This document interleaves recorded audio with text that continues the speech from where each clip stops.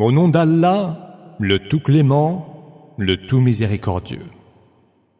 L'heure approche et la lune s'est fendue. Voit-il un signe?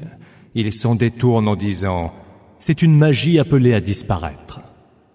Ils crient au mensonge, suivent leur penchant, mais tout ira à son aboutissement. Il leur est pourtant parvenu des récits qui devaient les prévenir de la mécréance. Récits d'une grande sagesse, mais les avertissements ne servirent à rien.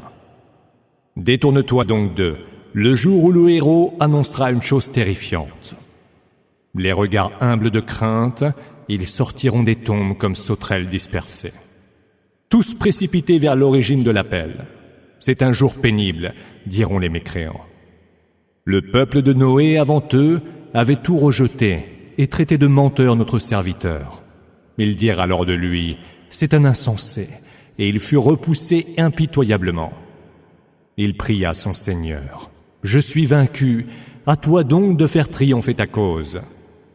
Nous ouvrîmes alors les portes du ciel qui laissèrent s'échapper des eaux impétueuses. Nous fîmes sourdre de la terre des ruisseaux, et les eaux du ciel et de la terre se rejoignirent par nos ordres prédestinés. Nous le transportâmes sur une arche faite de planches, assemblée avec des clous, qui voguait sous nos yeux en récompense pour celui qui fut renié. Nous laissâmes l'arche comme signe à la postérité. Est-il donc quelqu'un pour y réfléchir? Quels ne furent alors mon supplice et mes menaces?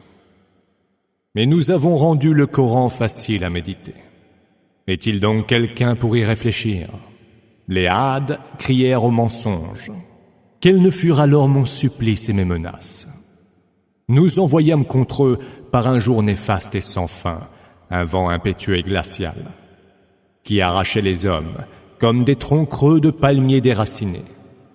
Quels ne furent alors mon supplice et mes menaces? Mais nous avons rendu le Coran facile à méditer. Est-il donc quelqu'un pour y réfléchir? Les Thamouds taxèrent de mensonges les avertissements. Ils protestèrent. Allons-nous suivre un seul homme d'entre nous? Nous serions alors en plein égarement et même complètement fous. Le message aurait-il été confié à lui seul d'entre nous tous? Que non, c'est un fieffé menteur. Ils sauront demain qui est le fieffé menteur. Nous allons leur envoyer la chamelle pour les éprouver. Observe-les donc et prends patience. Préviens-les que l'eau sera partagée entre eux et la chamelle, et qu'ils en boiront chacun un jour. Ils appelèrent leurs compagnons, qui prit une arme et la battit. Quels ne furent alors mon supplice et mes menaces? Nous envoyâmes contre eux un seul cri, et les voilà aussi inertes que le foin d'une étable.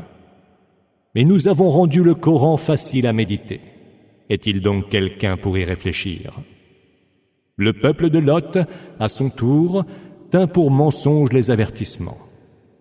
Nous envoyâmes alors contre eux des trompes de cailloux et n'épargnâmes que la famille de Lot peu avant l'aube. Ce fut un bienfait de notre part, et c'est ainsi que nous récompensons celui qui sait rendre grâce. Il, Lot, les avait pourtant prévenus de la rigueur de notre riposte, mais ils refusèrent de croire aux avertissements. Ils voulaient porter atteinte à l'honneur de ses hôtes, mais nous les privâmes de leur vue en leur disant « Goûtez donc mon supplice et mes menaces ». Le lendemain, au petit jour, un supplice continu fondit sur eux. « Goûtez donc mon supplice et mes menaces ». Et nous avons rendu le Coran facile à méditer. Est-il donc quelqu'un pour y réfléchir? Au peuple de Pharaon sont parvenus également les avertissements. Mais ils tinrent pour mensonges tous nos signes, et nous les emportâmes comme il sied à qui est tout-puissant et omnipotent. Vos mécréants seraient-ils donc meilleurs que cela? Ou bien argueriez-vous de quelque immunité vous venant des Écritures? Peut-être diront-ils, nous sommes nombreux et solidaires, et nous serons vainqueurs. Tous seront vaincus et tourneront le dos pour prendre la fuite.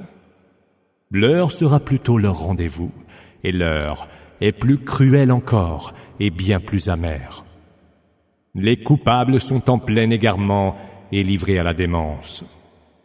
Le jour où ils seront dans le feu, traînés sur leur visage, il leur sera dit « Goûtez donc la chaleur de l'enfer, qui maintenant vous touche.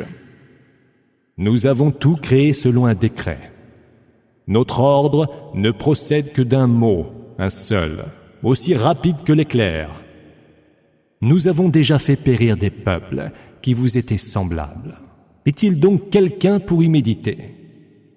Tout ce qu'ils ont fait est consigné dans les registres des bonnes et mauvaises œuvres. Toute action, qu'elle soit petite ou grande, y est inscrite. Les gens pieux seront au milieu des jardins et des rivières, dans une demeure de vérité auprès d'un roi omnipotent.